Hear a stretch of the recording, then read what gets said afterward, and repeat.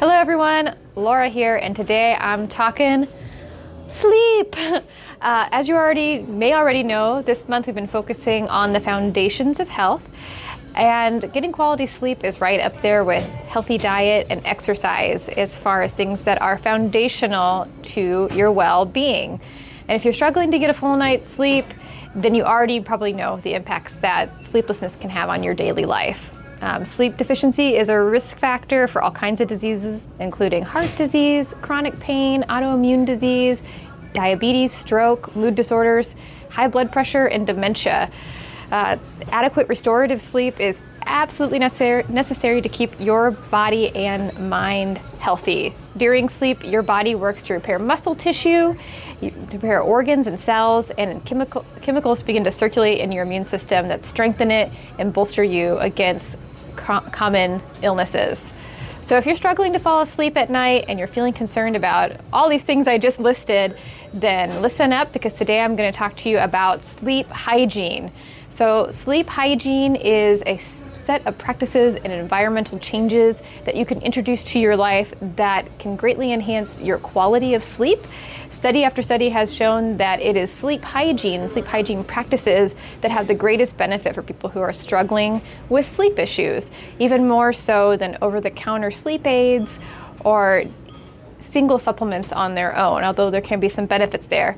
So listen up, I'm about to go over my sleep hygiene that works for me. So first and foremost, really need to try to go to bed at the same time every night. Of course, there's always room for a day or two where you stay up late having fun, but if you can create a ritual for yourself, that works best for your brain.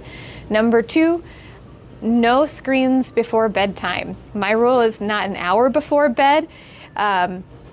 That's probably the minimum you want to do. You can go longer. The blue light from your screen, whether it's a phone or a TV, it tricks your brain into thinking it's still daylight, and that can suppress the release of melatonin, an important neurotransmitter that tells you when it is time to fall asleep.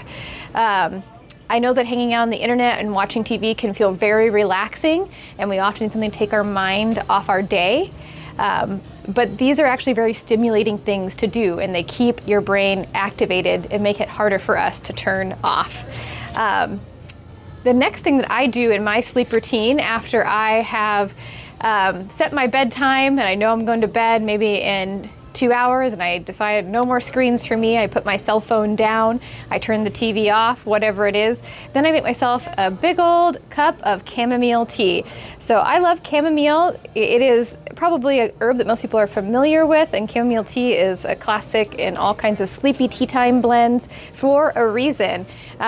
First of all, a cup of tea for me is a great signal to my brain that it's time to wind down, and the ritual of it is just very relaxing. And then chamomile in particular is wonderful for sleep because it is mild and relaxing.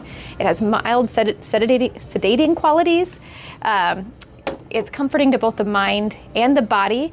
It's also wonderfully relieving for the digestive system. So if you are having trouble going to sleep because you're feeling bloated or you have a little acid reflux and gas, it's a great choice for that as well. It has a light floral taste that I really like, and most kids really like too, especially if you put some honey in there. That always gets kids on board.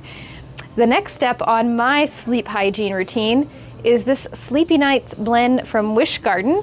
This is my favorite sleep blend that we sell here, and the reason why is it has my 3 favorite sleepy time herbs in there, which are hops, passion flower, and skullcap. Hops is actually my favorite herbal sedative. A lot of people turn to valerian. I like valerian too, but for me, hops works so much better and faster to really help me turn off, wind down, and feel ready for bed. Passion flower that's in there is a wonderful herb for stopping what I call monkey mind, when your brain just doesn't want to stop and it goes over your whole day and everything that you said and whether you said it right and oh, that bill's due tomorrow. Passion flower is my favorite herb to help kind of quiet the mind. And then skullcap, which is in there as well, is one of my favorite all-time herbs. It is a great nervous system tonic and restorative. It really helps to ease anxiety and agitation. So if you had a conversation during the day that didn't go well and you're laying down in bed at night and you're like, oh, they said this or that, skullcap. That's a great moment for skullcap. And Sleepy Nights by Wish Garden has all 3 of those herbs in there. It works really well.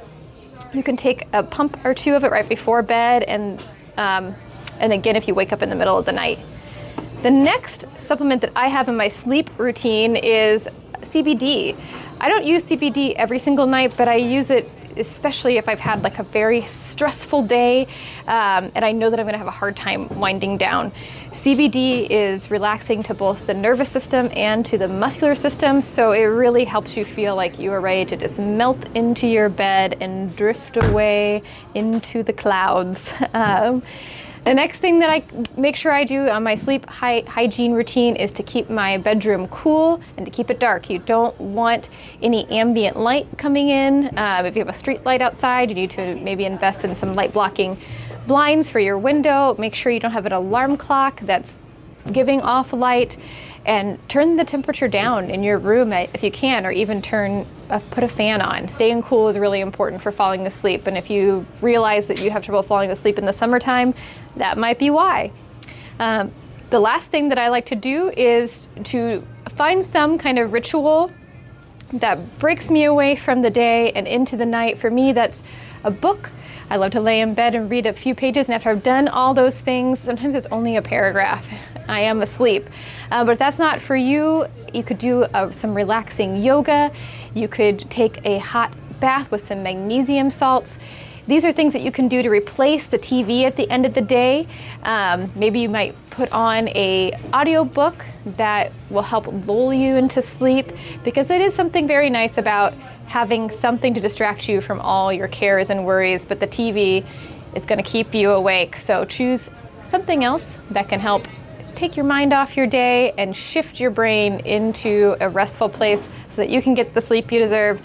Thanks for listening.